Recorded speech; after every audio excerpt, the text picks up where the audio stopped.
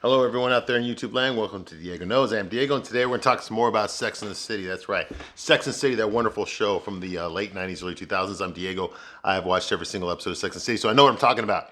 All right, I will match with you on the show any day of the week. All right.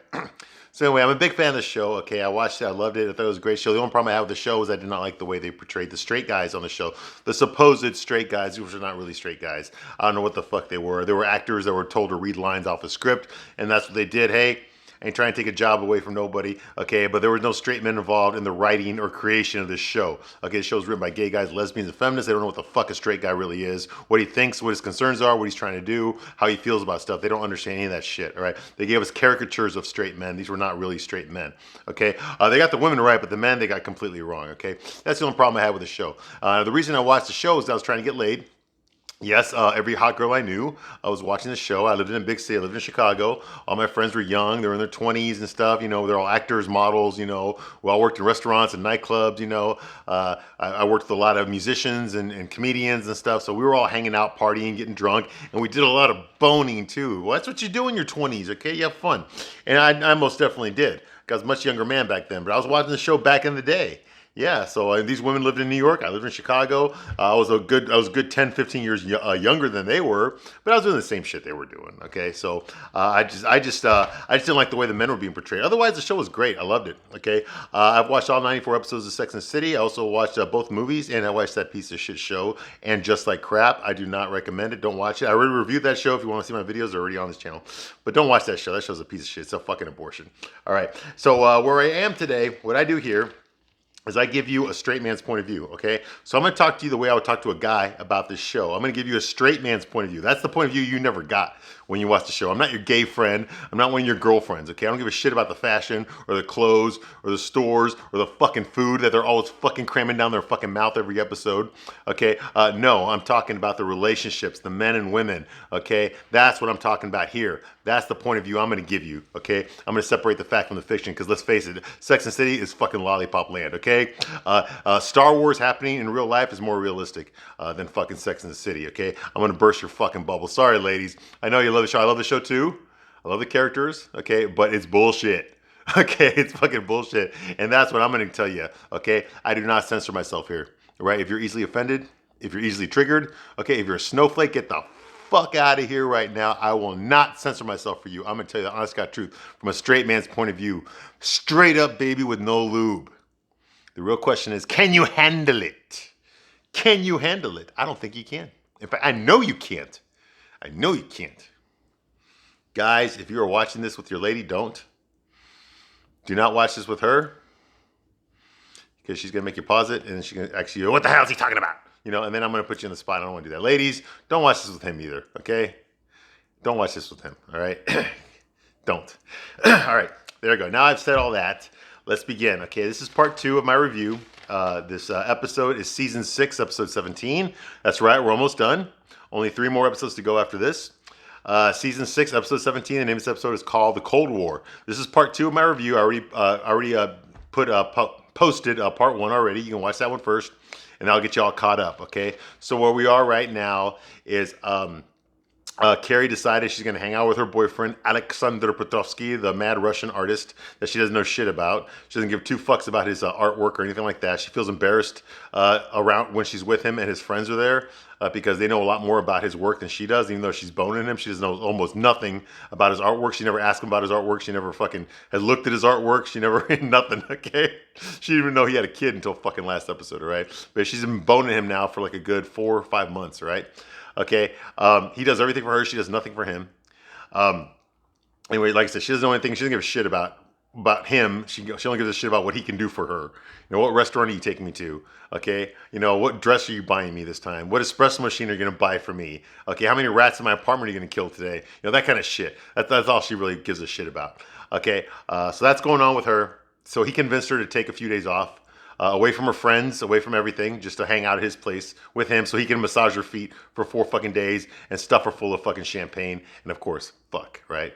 Yeah, like that would ever happen in real life. Okay, Alexander Petrovsky, okay, his character, and even Mikhail Baryshnikov in real life are very high sexually market value men. Okay, he was a very famous Russian ballet dancer back in the day. He was also dabbled in acting, like he did in this, like he did in White Nights back in the '80s. I saw that movie, you know, where he did the whole. Yeah, remember Helen Mirren was his wife? Yeah, and Gregory Hines, the poor departed Gregory Hines. But anyway, yeah, so he dabbled in acting and shit, but he was a very famous ballet dancer back in the day. So he had a high sexual market value. Women threw themselves at him in real life, okay? And his character he's playing is a famous Russian artist, a very famous Russian artist, very wealthy, respected Russian artist. Women are throwing themselves. In real life, women would throw themselves all over him. He fucked every supermodel in the 70s at Studio 54. But on this show, he wants Carrie. Carrie's the love of his life. Carrie's what he wants, okay? There are no other women. It is just you, Carrie. You. You are the one. Yeah, get the fuck out of here with that bullshit, okay? But anyway, yeah, just go with it, okay? The show's expecting you to think that he would never fuck another woman or fantasize about another woman or have another woman on the side. Hell no, it's just Carrie. It's just Carrie. After all, after everything she does for him, you know, I mean, you know, exactly. Okay, all right. Just go with it, okay? Because that would happen in real life. Bull fucking shit.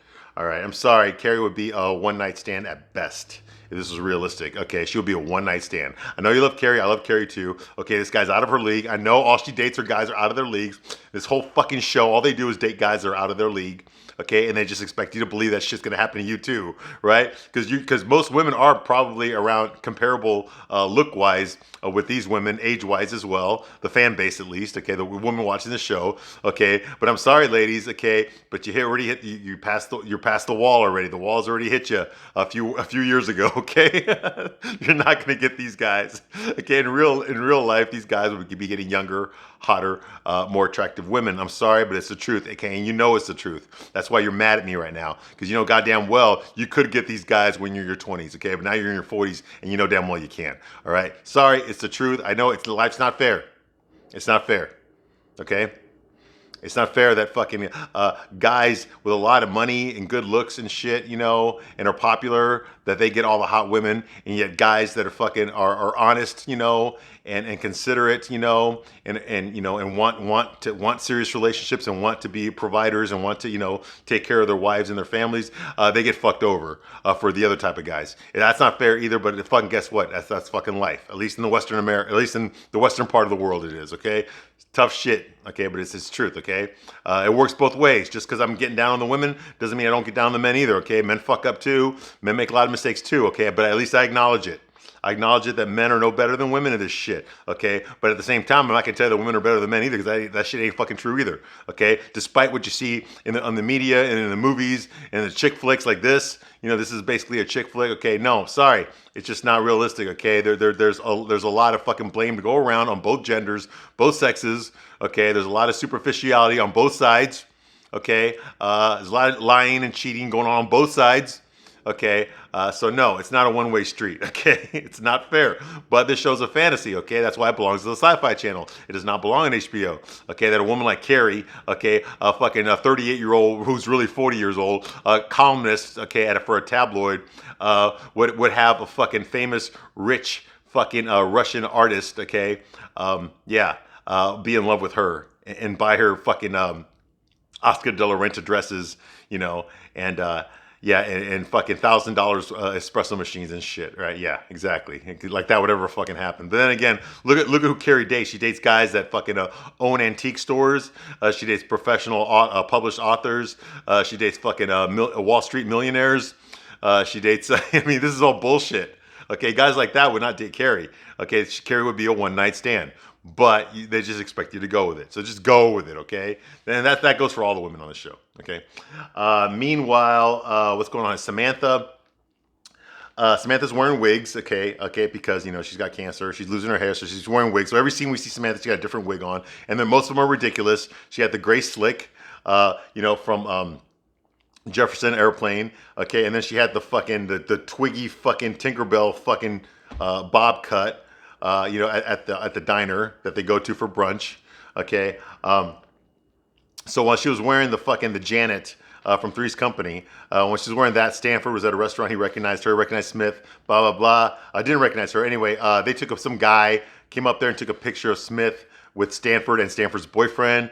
Samantha was also in the picture too, but they cut her out, and he sold that picture to some fucking tabloid that Miranda reads called Tattletales. And in there, it's implying that Smith Jerrod is gay because he's in a photograph with a very famous Broadway dancer, Marcus Advent, who's Stanford's boyfriend, and also unidentified gay older gentleman who is Stanford. And they cut out Samantha from the picture. So now the word on the street is that fucking Smith Jerrod is gay. So now, of course, the implication is going to be that Samantha, who everyone knows is dating Smith Jerrod, is a fag hag. Okay? So yeah, I know. Hey, their words, not mine. Okay? I know it's 2022. You ain't allowed to say that word. Okay? But anyway, so that's going on here. So now you're caught. Charlotte. Charlotte has decided she's going to have Liz Taylor, the dog, compete in a dog show, and she's also going to have her pet, who's named Liz Taylor, compete in the dog show. Okay, you know what I meant. You know what I meant. Okay, hey, I know you Liz Taylor fans out there. Okay, hey, Liz Taylor was a piece of shit. Sorry, I know you love her. Okay, but she was a piece. Hey, I love Errol Flynn. Okay, Errol Flynn's my hero. His autobiography is one of the best books I've ever read in my entire fucking life. I've read it like 7 times, and I'm going to read it again. Okay, that's how much I love Errol Flynn's autobiography. Okay, that guy was a man's man. He was the Brad Pitt of the 1930s and 40s. Okay, but that guy was a piece of shit. All right, he was. Okay, he was. Okay, and so was Liz Taylor. Okay. He was Robin Hood. She was Cleopatra. Okay, they were both pieces of shit. All right, sorry, but they were. Okay, I know a lot about old Hollywood. Okay. So anyway, yeah, Liz Taylor, who was still alive in 2004, she was still alive. Okay, yeah, that dog, that Bow Wow. Anyway, yeah, Charlotte named her dog after another dog. Yeah, Liz Taylor. So okay, anyway, Charlotte decides she's going to compete her dog at the fucking dog show. Okay, because that's what you do when you're super fucking rich and you don't work. You know, you just fucking find something to do. Hey, I'm going to compete my little Cocker Spaniel in a dog show. You know, yeah. Okay, so that's going on here. All right, so now we're caught up. There's nothing going on with Miranda right now. Oh yeah, Miranda. Yeah. Sorry, Steve. Steve forgot to set up her fucking her. Well, it wasn't called Wi-Fi. We didn't have Wi-Fi back then. It was a DSL, which is basically you plug in your internet by the phone. The phone lines is how you hooked up to the internet back then. The dial-up, yeah, it sucked. It sucked, but I remember those days, okay? Anyway, she's mad at him for not doing that, but she's excited that he got her a copy of her tabloid, Tattletale. And that's the tabloid she shows Samantha at the diner that says that Smith Jerrod is gay. Okay, so now we're caught up. All right, so here we go. So Carrie finally does come home. She spent 4 days. She ignored her friends. She did not show up at the diner to see her friends. She spent 4 days with fucking Alexander Petrovsky, her mad Russian boyfriend, who she knows nothing about, his artwork, okay? And he was massaging her feet and feeding her champagne. And I guess they were doing a lot of boning and stuff, you know? Yeah, he convinced her just to fucking spend 4 days with him. And do, which is kind of relaxing, honestly. I wouldn't mind doing that, you know. But the whole thing about massaging her feet, what the fuck did she do for him? Nothing. She did nothing for him. He's bought her dresses. He's taken her out to operas. They've been to every fucking ethnic town in New York, which is a lot. Okay, and eating at a restaurant, every single one.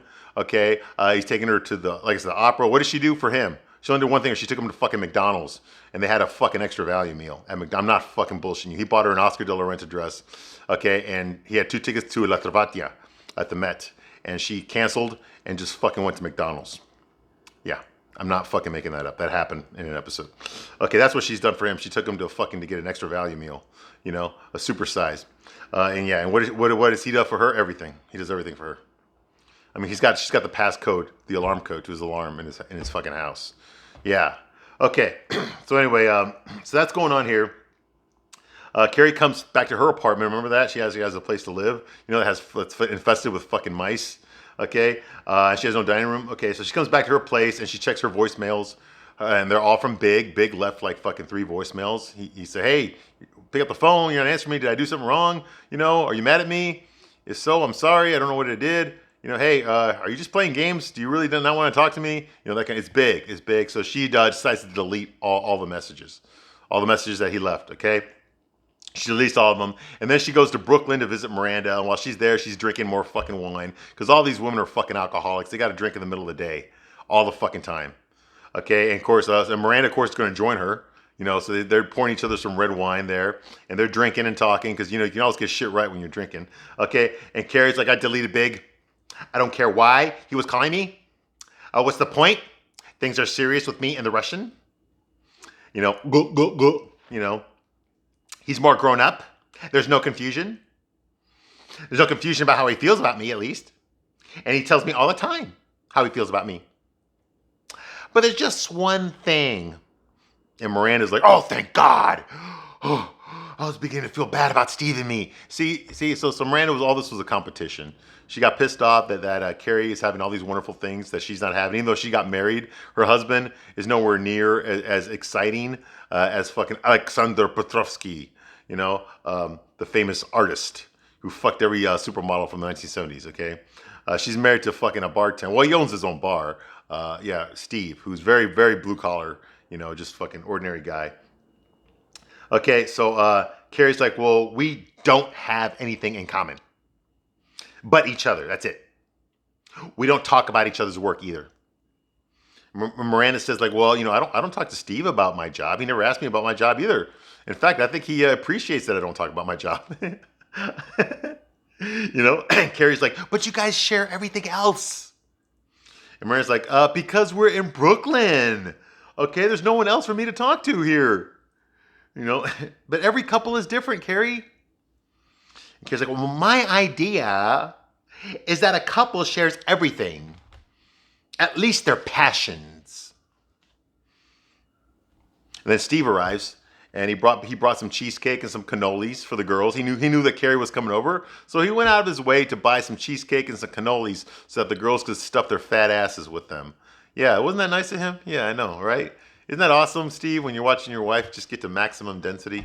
Doesn't that just turn you on even more? It would me, most definitely, especially someone with such a great disposition like Miranda, who's so fucking sweet and, you know, loves men and shows me all the time how much she loves men. You know, isn't that great? Okay, and then he kisses Miranda because that's what I would do too, right? And then he walks away. Okay, and Carrie looks at Steve and Miranda together, and she gets like jealous. You can tell that she wishes she had that what Miranda and Steve have. Okay, and Carrie says, like, you know what? I think it's time for you to meet my Russian. Okay, so later on at Alex's place, he's been up all night working, so he doesn't sleep at night. He's working at night. Carrie does sleep at night, so Carrie wakes up in the morning, gets her coffee, and reads the paper. So while she's doing that, Alex comes out of his studio. Like I said, he hasn't slept at all. He comes in there, and Carrie asks him about his work, but he doesn't want to talk about it. He doesn't like talking about his artwork to her. Okay, and she asks that since she met some of his friends, you know, at the restaurant earlier in this episode, some of his friends came by their table. The restaurant was packed. It was cold outside, and they were sitting there at the restaurant. So some people that Alex knows, they approached the table and they sat down with them. So they all ate together. Okay, so Carrie's like, well, since I met your friends already, you know, I think it's time that you meet my friends. And he tells her, those are not my friends, Carrie. Those that you met were my colleagues. Okay, my friends, my only friends are back in Europe. Okay, give me some. Okay, blah blah. Yeah, so he's like, but I would be happy to meet your friends if you wish, Carrie. And she's like, great. FYI, you do have a friend here, Alex Sander, and that friend is me. He's like, no, Carrie, you are not my friend. You are my lover. And that is a much greater thing, eh? Yeah, whatever. Get the fuck out of here with that bullshit. Who the fuck talks that way? Nobody does. All right. Okay, so he lets her use his... she says she wants to go home to write her column, you know, on her laptop. But he says, hey, I have computer here. Use my computer, you know. So she's like, okay. And so it's one of those fancy computers with the 3 screens, you know. So she's like, oh shit, you know, it's high speed. You know, for her, it's high speed. So she starts writing her column there at his place using his computer. Okay, and and the thesis of this episode is: without sharing your worlds, can even the hottest relationship stop cold? Without sharing your worlds, can even the hottest relationship stop cold? Okay, it's like, well, you know, this show is finally acknowledging a problem that it has, is that the characters on the show tend to fuck before they even really know each other. They always do that, more so in the first 3 seasons, but now we're dealing with relationships. Like, the guys are sticking around longer now. They're not just easily disposable like they were in the first 3 seasons. Now the guys are sticking around. Okay, so it's kind of weird to see these relationships, with people when they don't even really know each other. Like I said before about Carrie, she doesn't know Alex. She doesn't know what he likes to do, really, what he's passionate about. I mean, he'll tell her things here and there. Okay, but the truth is she doesn't give a shit. She doesn't give a shit about what he likes. Okay, she doesn't. All she cares about is that he's got a nice place, okay, and that he gives her food and he gives her wine. And he takes her out all the fucking time and he buys her things. Hey, the show ain't gonna tell you this, but I'm telling you this. Okay, if I was a girl, I'd be like, yeah, that's a pretty good fucking deal. Damn. And I'm 38, really 40, okay, and this guy's doing all this shit for me. Damn. Hell yeah. But of course, the show's not gonna say that. No. Now, if it was the other way around, it'd be sexist, right? Yeah. But no, the show ain't gonna go there. No. You have to like Carrie, remember? Okay, that's the point I'm trying about here. I like Carrie too, but god damn it, she's not a great person. Okay, none of them are. Honestly, none of these women are. Okay, next scene is Samantha is at the manicurist, okay? She's wearing another wig. She's wearing a red wig this time with a red bob wig, okay? And she's overhearing all these young girls at the manicurist, and they're all talking about gossip, which means they're all talking about Smith Jerrod and the news story that Smith Jerrod is gay because that's what the tabloid said. He was photographed with those two gay guys, So then they're talking about Samantha Jones. Oh, isn't he dating Samantha Jones? How can he be gay? Well, that's just what they're telling us, that he's dating her. Okay, she's really just a fag hag. Okay, and Samantha hears this like, because one thing you can't do to Samantha is you cannot insult her. Okay, she will not take it. She cannot handle people talking bad about her. Ever. She cannot handle. That's her fucking kryptonite. That's her Achilles heel. Okay, you want to trigger Samantha? Say something bad about her to anybody. And that will fucking set her off. Because remember, in her world, in her mind, she's the hottest thing in the whole fucking world, okay? But she's not. But she thinks she is, all right? So anyway, so that triggers Samantha. Meanwhile, Charlotte is at the dog show. Okay, she's entered her dog, Liz Taylor. And also her pet Cocker Spaniel, who's also named Liz Taylor. Okay, enough of that. All right, I'm sorry. Sorry, not sorry. Okay. All right. Anyway, I can't help it. All right. So all the girls are there too. Samantha's there. Miranda's there. Carrie's there, and Stanford is there too. They all went to this dog show. Okay. Samantha, of course, is talking about her fag hag status because that's bothering her. And Samantha's like, in a blink of a tabloid, I went from being Demi to Liza. For those of you who don't know, for you kids out there who don't know that reference, okay, what she's talking about is Demi Moore, who back then was pretty damn hot. Okay, still is. I guess she's just older. But back like in the 90s, she was like this super hot woman. She dated a lot of famous guys, like Emilio Estevez and shit. And she was married to Bruce Willis for a while. They had kids together. And then she fucking started dating a guy half her age, Ashton Kutcher. That was later on after this episode. But anyway, so like she was like this female sex symbol that men liked her. I mean, I liked her. She was in my top 5. I ain't gonna lie. And her in Ghost, when she was in Ghost and Striptease, she was in my top 5. I ain't gonna lie. Hell yeah, she looked fucking great, But women liked her a lot. Okay, that was like their role model. The whole G.I. Jane bullshit. Okay, she was never a great actress, but she was sexy. Okay, but then she hit the wall like most women, like all women do. Okay, and she started trying to overcompensate for it. So now she's got all sorts of psychological problems and shit. And she, someone overdosed at her house when she wasn't there at a party that they had that she didn't know about. All sorts of crazy. Ashton Kutcher divorced her. All that kind of shit, was going on.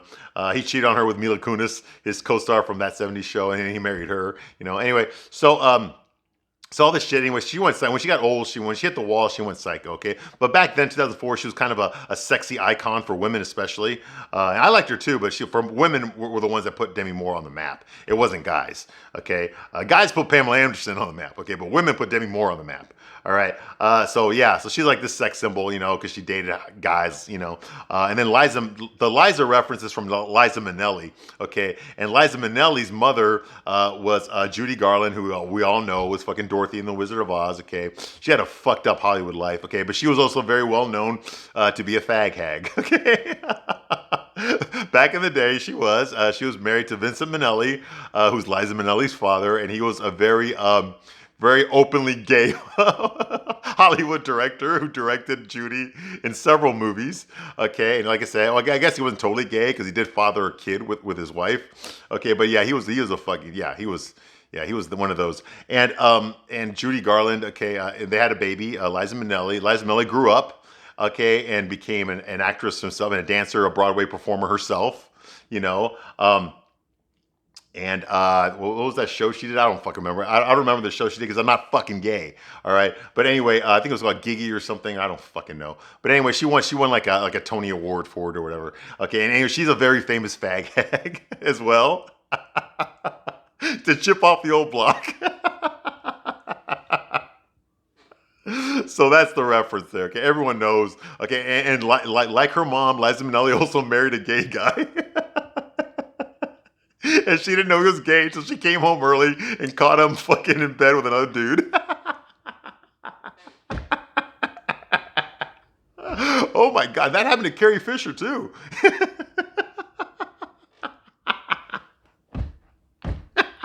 Woo! Okay, anyway, enough of that. Anyway, yeah, so that's the reference, so now you know, okay? All right, so Stanford is like, at least people know who you are. I'm unidentified older gay gentleman. And Marcus got 3 auditions out of this, and all I got was outed. How can they assume that I'm gay anyway? And then all 3 girls look at him like, yeah, dude. No, dude, you're fucking gay, dude. All right, anyway, yeah, you look gay. There's nothing straight about you, Stanford. I'm sorry. There's nothing heterosexual about you at all.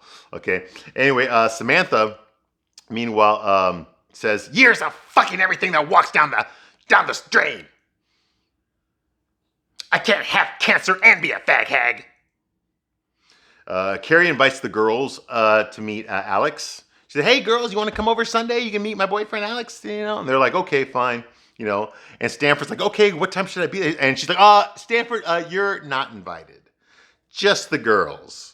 Okay, you can meet him on the next one. Okay, so she treats Stanford like shit. You know what? And this pissed me off about Carrie. I'm really starting to not like her now. Okay, because of the way she's treating Stanford. Okay, if you wanted to invite your girlfriends, but you don't want Stanford to go, then don't invite them when he's standing right next to you or sitting right next to you.